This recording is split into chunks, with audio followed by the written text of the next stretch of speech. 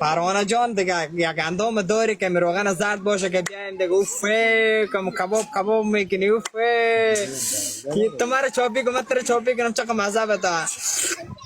آخ کبابم کدی در بدرم کدی فهمید یک در دوای خارشتک هم که در سرش پرتم چقدر مزه بده اولادایم خارشتکی نگه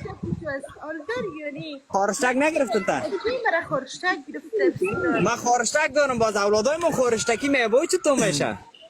امروز مرا یک جای من خورشتک گرفته امروز والا بلاگی ها رو میگیره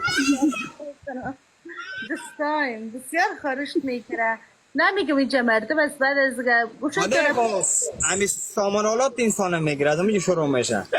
خب از همونجا میده بازی میره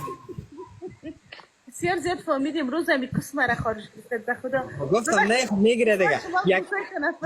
یک کیسه باشه که میدون جدی باشه با مالا فهمید یک در چکنی عمرش هم که پردم برد مساله دار دیگه خوش تیر کنم بسیار مزه دار میشه دوره که بسری جور بیشه کریبه جور می یک راحت میشه فهمیدی